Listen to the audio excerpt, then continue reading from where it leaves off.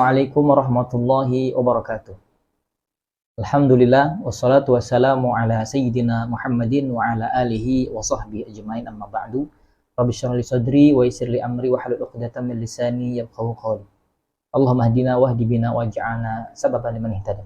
Qala al-mu'allif rahimahullah ta'ala wa adamu nafa' bi ulumi al-Imam Abi Zakaria Yahya bin Sharaf An-Nawawi wa ulumi sa'ir masyayikhi fid dharaini. Allahumma al-Fatihah. Ya Rabbil Alamin Ar-Rahmanir Rahim. Ya kan wa nasta'in. Ya Bismillah. Baik, alhamdulillah kita melanjutkan kajian kita dalam kitab At-Tibyan fi Adabi Hamalatil Quran. Ya, di sini pasalnya menjelaskan al-ihsan lil muta'allim. Ya, perbuatan baik untuk para pelajar, para santri. Ya, jadi seorang guru di siogianya pun dianjurkan untuk berbuat baik kepada gurunya, kepada muridnya. Apa kata Imam An-Nawawi? Wa yanbaghi lahu ay yarfuqa biman yaqra'u alaihi. Dan siogianya seharusnya kepada seorang guru hendaklah berbuat baik, berlemah lembut kepada seseorang yang belajar kepadanya. Wa ayyurahiba bihi, dan berlapang hati menyambutnya. Wa yuhsina ilaihi bihasabi halihi, dan melakukan kebaikan, berbuat baik kepada muridnya sebagaimana keadaannya.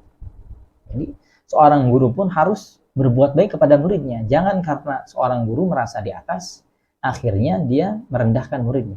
Ya, keutamaan orang yang menuntut ilmu itu sangat besar. Sebagaimana riwayat-riwayat dijelaskan, Rasulullah pun bersabda, "Man kharaja fi talabil ilmi fahuwa fi sabilillahi hatta yarji'a." Barang siapa yang keluar dari rumahnya untuk menuntut Allah, menuntut ilmu Allah, luar biasa, menuntut ilmu Allah, fahuwa fi sabilillahi hatta yarji'a, maka sesungguhnya ia berada di jalan Allah sampai ia kembali. Fi sabilillah. Ya, sesungguhnya orang yang dimasukkan fi sabilillah atau orang yang mati syahid itu dikategorikan 3. Pertama, syahid dunia akhirat, syahid akhirat, syahid dunia. Syahid dunia akhirat adalah ketika seseorang yang pergi terjun di medan perang dan wafat di situ.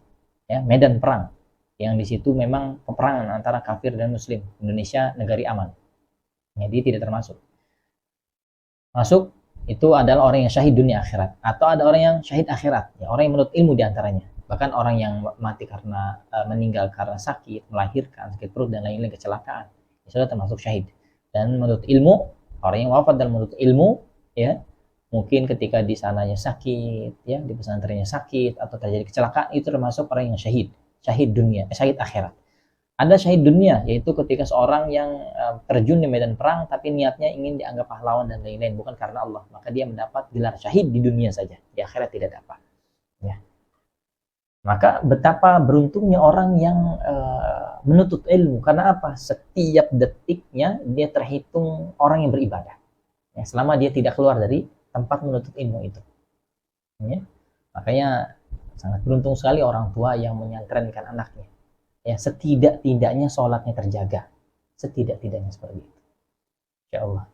Kemudian ada juga sebuah riwayat mengatakan, "Man salaka tariqan yaltamisu fihi ilman sahhalallahu lahu tariqan ilal jannah."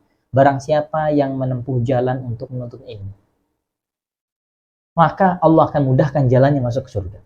Maka di sini para ulama mengatakan jalan cepat, jalan alternatif untuk masuk surga ya ilmu. Sampai lanjutan hadis selanjutnya adalah wa innal malaikah, sampai para malaikat la tadau ajnihataha, meletakkan sayap-sayapnya, ya, ridon li talabil ilmi, menunjukkan ridhonya kepada penuntut ilmu. Ini Masya Allah. Ini para malaikat rela sayap-sayapnya diinjak-injak oleh para ahli ilmu, para talibul ilmu, para penuntut ilmu. Dalam riwayat lain dikatakan, innallaha, sesungguhnya Allah Subhanahu wa taala, wa malaikatahu, dan para malaikat-malaikatnya, wa ahlas samawati wal ardina, dan semua penduduk langit dan bumi semua. Hatta namlah, sampai didetailkan, hatta namlah fi juhriha, sampai semut yang di lubangnya, wa talhut, dan sampai hewan yang di lautan pun. Masyaallah. La yusalluna ala muallimin nasil khaira, mereka mendoakan kepada ahli ilmu, kepada mereka pengajar ilmu, kepada mereka yang menuntut ilmu. Jadi orang yang mempelajari ilmu, orang yang mengajarkan ilmu dapat doa ini. Sebab kemuliaan. Jangan sampai kita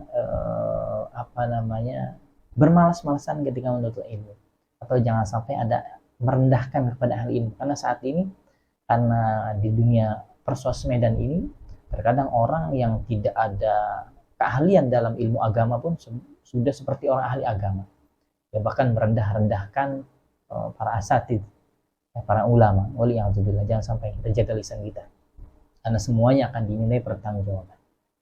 Wa qad rawaina, dan telah kami riwayatkan, an Abi Harun al-Abdi faqal, dari Abi Harun al-Abdi berkata, kunna na'ti, kita mendatangi siapa? Abu Sa'id al-Khudri, sahabat mulia Abu Sa'id al-Khudri radhiyallahu anhu, semoga Allah meridhoinya. Fayaqul, dan ia berkata, marhaban bi wasiyati Rasulillah, selamat datang, dia menyambut, marhaban bi wasiyati Rasulillah sallallahu alaihi wasallam, selamat datang kepada wasiatnya Rasulullah sallallahu alaihi wasallam. Masya Allah, mereka yang mendatangi sahabat ingin menuntut ilmu, ingin mendalami ilmu agama, sungguh mereka adalah wasiat-wasiatnya Rasulullah sallallahu alaihi wasallam. Dan jikalau sampai menjadi ulama, mereka menjadi pewarisnya para nabi.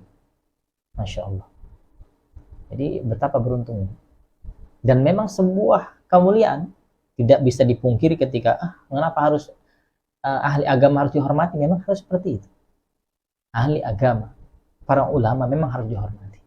Barang siapa yang menghormati ulama, dia menghormati Rasulullah sallallahu alaihi wasallam. Siapa yang menghormati Rasulullah, dia menghormati Allah Subhanahu wa taala. Dan siapa kebalikannya ketika menghinakan ulama, dia menghinakan Rasulullah dan menghinakan Allah Subhanahu wa taala. Dan ulama sebagaimana dijelaskan sebelumnya, masmumah, dagingnya beracun. Jangan sampai kita akan mendapatkan hukuman dari Allah, walat, ya, bahasa kita walat, karena tidak ada adab kepada ahli agama, ahli ilmu agama. Mengapa sampai Abu Sa'id al-Khudri mengatakan marhaban bi wasiyati Rasulullah sallallahu alaihi wasallam, selamat datang kepada wasiatnya Rasulullah sallallahu alaihi wasallam. Inna Nabi sallallahu alaihi wasallam qala, karena sesungguhnya Rasulullah sallallahu alaihi wasallam bersabda, innan nasa lakum taba'un, sesungguhnya manusia akan mengikuti kalian. Wa inna rijalan ya'tunakum, sungguh orang-orang akan mendatangi kalian, min aqtaril ardi, dari berbagai penjuru dunia, bumi, belahan bumi, yatafaqqahuna fid din, mereka ingin mendalami pemahaman mereka, ingin mempelajari ilmu agama. Fa idza ataukum fastausu bihim khaira, apabila mereka telah mendatangi kalian, fastausu bihim khaira, maka berwasiatlah kebaikan kepada mereka, maka berbuat baiklah kepada mereka, maka sambutlah mereka dengan kebaikan-kebaikan. Hadis riwayat Imam At-Tirmidzi dan Imam Ibnu Majah dan selainnya, dan diriwayatkan pula Ruwaina nahwu, ya, semisalnya juga dalam Musnad Ad-Darimi, Imam Ad-Darimi an Abi Darda radhiyallahu anhu, dari sahabat Abu Darda radhiyallahu anhu. Insyaallah. Maka di sini, ya, ketika ada seorang yang datang kepada kalian, kepada kita untuk mempelajari ilmu agama, hendaklah kita menyambutnya.